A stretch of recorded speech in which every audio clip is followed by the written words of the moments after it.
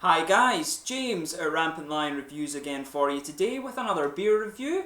For this one we are going to return to one of the big beer states in America, and this is a brewery that I've never tried anything from actually. So we're going to go to Colorado. As I say, they produce some pretty damn awesome stuff there, and we're going to do my first visit to Great Divide Brewing Company, who are from Denver. So this should be really nice. This is a beer I've heard a lot of good things about. This one is the Old Ruffian Barley Wine style ale, and it comes in at 10.2%, rated at 98 overall on Rate Beer. So it should be really nice. They do have here in Sweden in Systembolaget, they actually have the Yeti Imperial Stout, which is one of their regular beers, but this is a seasonal one that we got through the small Portier range, which is small batch beers that appear every 2 weeks in the store. So I was really quite pleased to get this one. I heard a lot of good things about this beer and the brewery, of course, so what better time to actually start and do my first review from these guys. But anyway, as is usual with my beer reviews then, I'll tell you a little bit about the brewery. If you want to get straight to the tasting, just fast forward. All the usual links are in the video description below. That's the brewery website, the link to my future reviews that I'll do from Great Divide Brewing Company. This is the very first time I'm trying one of their beers, of course, but I'm sure it won't be the last.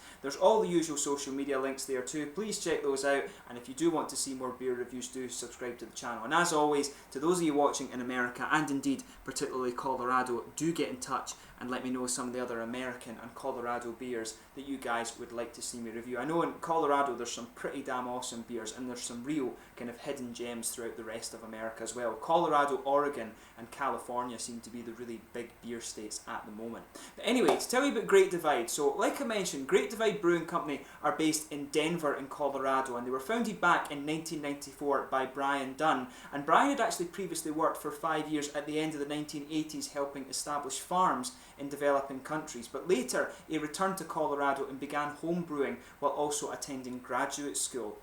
And he actually said that he'd grown up in a family that really appreciated good food and drink, and so upon his graduation in 1993 he decided to follow through with his hobby and turned it into his profession.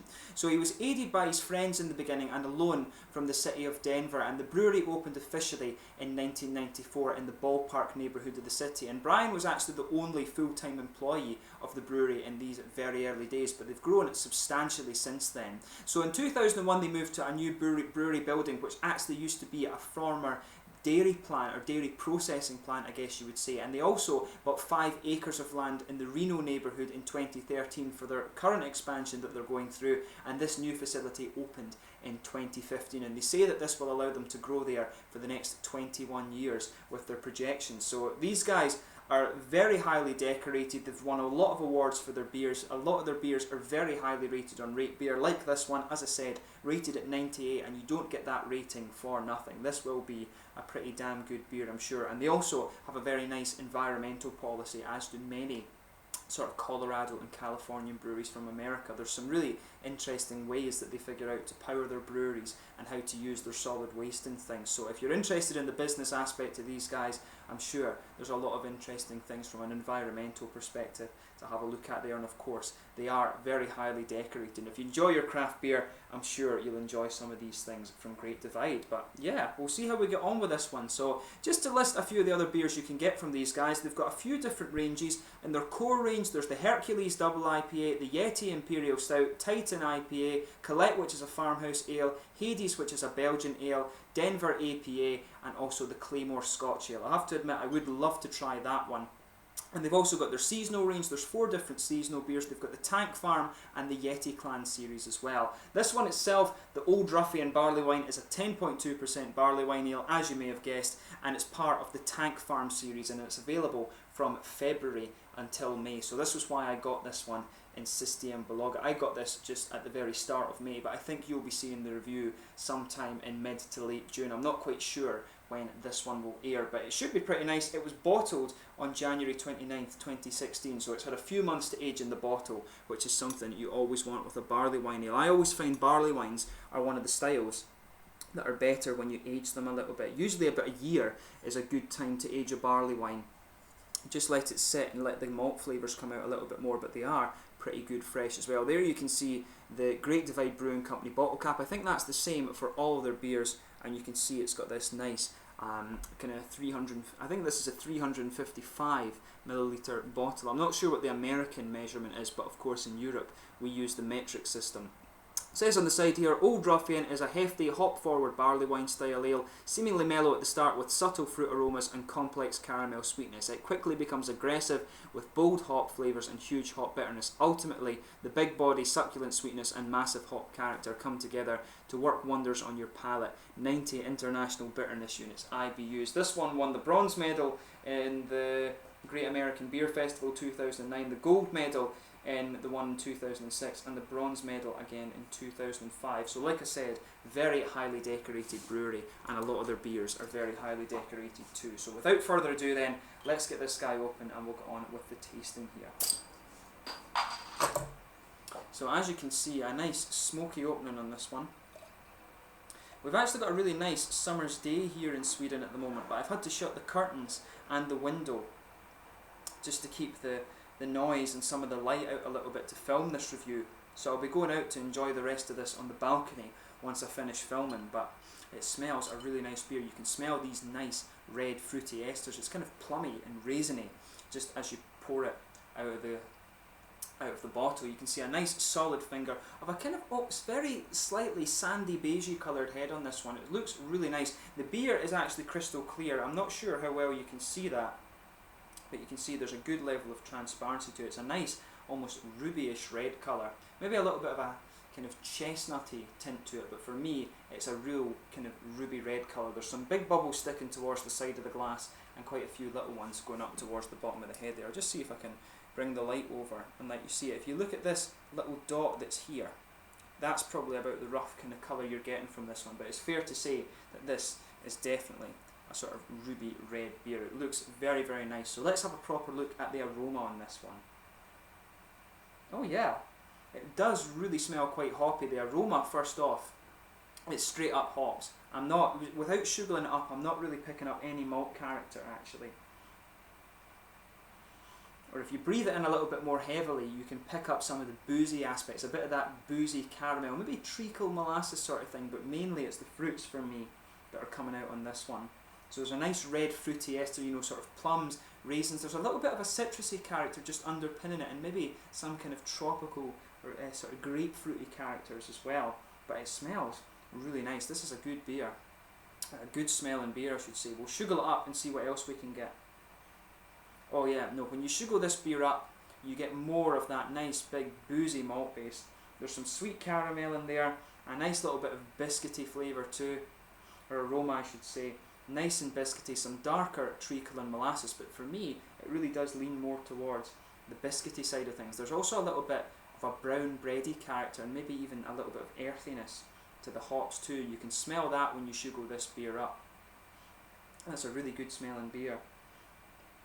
Yeah, it's definitely quite nice. Yeah, so nice toasted caramel on this one, bit of darker treacle molasses. You can smell a bit of almost woody and nutty character coming out too, but that biscuity, almost grainy, corny syrup kind of thing that you get, that biscuity malt aroma is really coming out in this one, and there's a bready base to it as well.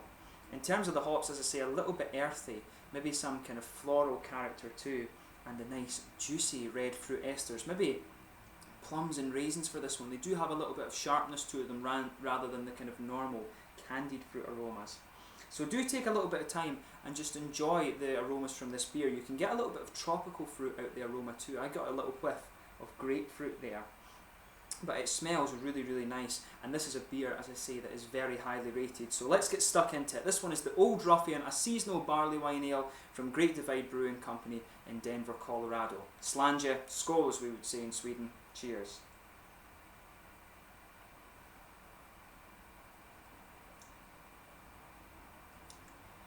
Yeah, that's nice.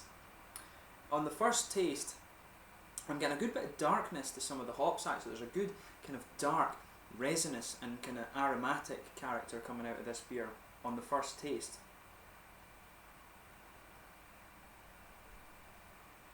But as I always say with the beers, you should sugar them around your palate a bit and let the whole mouth adjust to the flavour before you start dissecting it too much. And you can taste already in the aftertaste the sweeter aspects of this beer. The toasted caramel and that big chewy boozy malt base starts to come out just a little bit later on.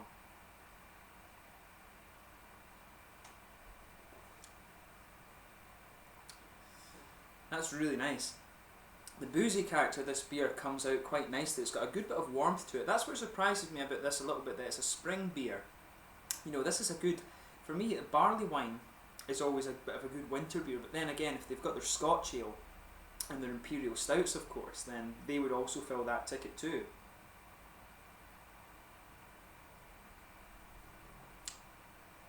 But that's damn good. That's the first thing. It'll become very apparent very quickly with this beer. It's pretty awesome.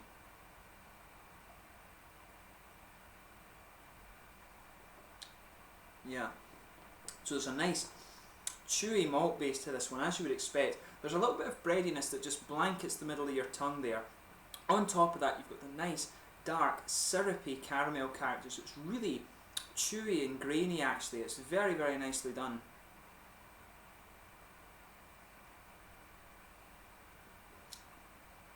That's really nice. No two doubts about that, but you get these nice caramel flavours in this one. It becomes a bit darker and more kind of treacle and molasses. There's an element of roasted character, and you can also pick up a little bit of these almost woody and nutty flavours, but it comes across as a little bit dusty. You're starting to get that kind of grainy, biscuity malt base in this one, but there's this part of the tongue, for me, right at the back of my tongue, I'm getting this dark kind of hoppy dryness that's just lingering there right across the very back of the tongue. And the sides of the palate, you've just got this big, piney, resinous character that's underpinning this whole beer, and it just lingers there and stays into the aftertaste and starts to build in terms of the bitterness.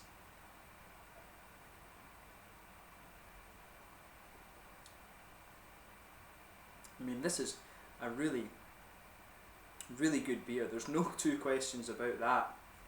The malt base on this one is really interesting. The piney, hoppy, resinous character is really good as well.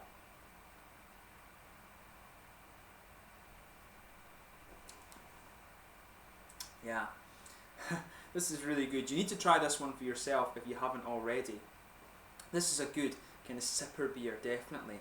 So towards the hoppy part of the palate, in the back corners of the mouth, there's a little bit of earthy character. You can pick that up right at the back of the palate. As you come further forward, it becomes quite piney, resinous, and quite floral. There's a good bit of dryness along the sides of the tongue there, and it's really nice.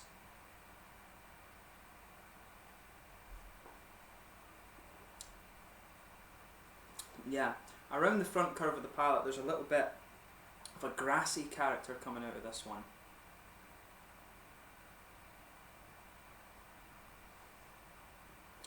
It's a really nice beer. I could sit and drink this all day, but you know, at 10.2%, your liver isn't going to like you very much. But it's really, really good. It's a really nice barley wine ale. I think this would get even better with aging. The caramel would start to dominate the palate a little bit more, and the hops, the kind of resinous character of the hops, would just become a little bit more subtle. And it would be very interesting to try this one aged as well. But it's about 5 months old just now, so it is starting to get to that nice kind of midpoint between the hops and the malts. But at 10.2%, you probably could age this for maybe 2 years or something like that, and that would be it in its prime, I would think. A lot of people say, when it comes to double IPAs and things like that, you need to drink them fresh, so the hoppy character really comes out. But with a barley wine, I have to admit, barley wine is one of the few beer styles that I probably would age a little bit. But even when it's fairly fresh like this is a really nice beer. So behind the front curve of the tongue there, you get this little oily bubble where the fruity characters come out. It's a dark red fruity ester, I would say, and you've got that nice kind of red, that sort of plummy, raisiny character. There is a little bit of the tropical grapefruit in there. You can detect that underneath, and also some of the citrusy character as well that blends in with the floral aromaticity and resinous character of the beer. There's a lot of pine needle flavour in this one, and it's really nice. I mean, the whole flavour in this beer blends together really well, and overall I can see why it has a rating of 98. It's a damn good beer. Of that, there's no doubt. This is really nice. In terms of the mouthfeel, I'd say this is full bodied. There's no question about that. Full bodied beer, hugely oily mouthfeel, carbonation very, very light for me. It's got a big kind of chewy, boozy malt base. There's a good bit of alcohol warmth out of this beer, but there's also a good kind of hoppy, bitter presence, but it's actually quite oily and quite resinous in that regard, but the malt sweetness is done very nicely, and in the aftertaste it's really that resinous character for me that's just lingering on, and there is a little bit of the fruity, juicy character like I was saying, a good balance between the kind of red, fruity esters and also the kind of oily, hoppy characters, the grapefruit and the citrus and things like that. The beer's really well balanced, and I have to admit I would like to try it aged and see how it turns out, but again, another very, very good beer. When it comes to Colorado, I honestly don't think you're going to be disappointed by anything you try. Some of the beers in Colorado are excellent, and there's a lot of really good beer out there as well. So if you haven't tried some Colorado craft beers already, I really would recommend that you do, because everything I've reviewed on the channel from Colorado